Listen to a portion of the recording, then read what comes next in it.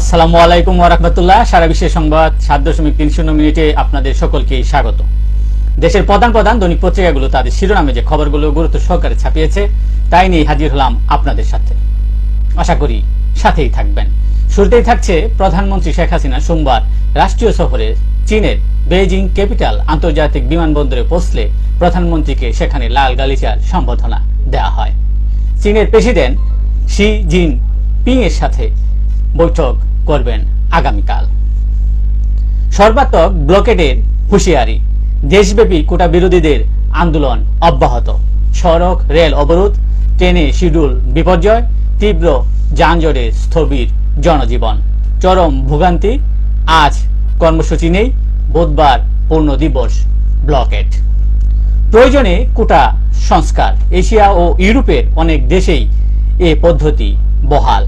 আদালতের রায়ে আইনি লড়াইয়ের সুযোগ আছে, শিক্ষাবিদদের এমনটাই অভিমত।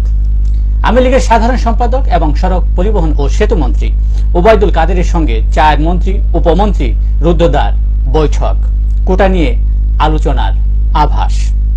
সারা দেশে ব্লকেড পরিকল্পনা, সারা দেশে 65 সদস্যের সমন্বয় কমিটি গঠন, সরকারকে 3 দিনের আলটিমেটাম কোটা বিরোধী আন্দোলনকারীদের। আশ্বাস না পাওয়ায় হতাশ, আন্দোলন নবম দিন নিয়ে গড়ালো। শিক্ষকদের আন্দোলন নবম দিনে গড়ালো। শিক্ষক কর্মবিরতি চলছে, প্রত্যয় পেনশন স্কিম বাতিলের দাবিতে। শিক্ষকরা বলছে দাবি আদায়ের লক্ষ্যে তাদের ক্লাস পরীক্ষা বর্জন অব্যাহত থাকবে। আবার গভীর রাতে এভার কেয়ার হাসপাতালে বেগম খালেদা জিয়া, তাকে নিবিড় পর্যবেক্ষণে রাখা হয়েছে।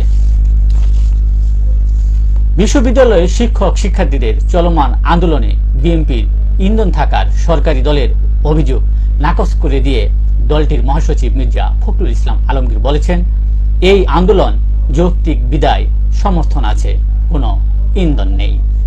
ছাত্র শিক্ষকদের আন্দোলন যৌক্তিক ও সমর্থনযোগ্য বলছিলেন সংসদের বিরোধী দলীয় নেতা জাতীয় পার্টির চেয়ারম্যান জিএম কাদের। বিএনপি মহানগর নতুন কমিটিতে আস্থা আকার বেড়ে হতে পারে 51 সদস্যের। 2 সপ্তাহ সময় চান নতুন নেতৃত্ব। দুর্নীতিতে তলিয়ে যাচ্ছে উন্নয়নের সুফল বলছিলেন প্রধান বিচারপতি ওবায়দুল হাসান।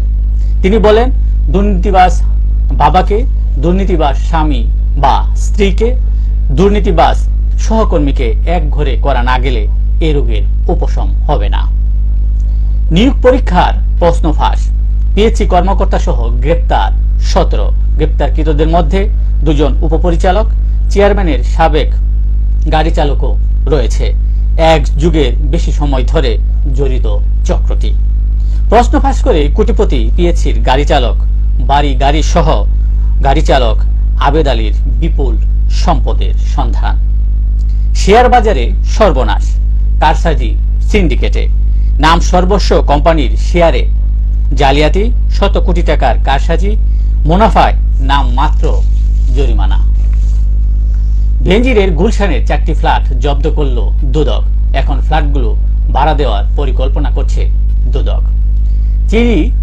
চিনি চোরাচালানি সিন্ডিকেটে যুবলীগ ছাত্রলীগ নেতা জড়িত, সহযোগীর ভূমিকায় প্রশাসন, বড় অঙ্কের রাজস্ব হারাচ্ছে সরকার। সীমান্ত পেরোলেই দাম দ্বিগুণ, 6 মাসে গ্রেফতার 2 শতাধিক। সিএসজির প্রতিবেদন 5, রেলে ভয়াবহ 2 বছর 77 কোটি টাকার অনিয়ম, বন্ধ ডেমু ট্রেনে জ্বালানি ও যন্ত্রাংশ কেনার ভুয়া বিল, চালান আছে বাস্তবে মালামাল নেই, নিরাপত্তা সামগ্রী না কিনেই বিল, আবাসিক ভবন মেরামত না করেই ঠিকাদারকে বিল পরিশোধ।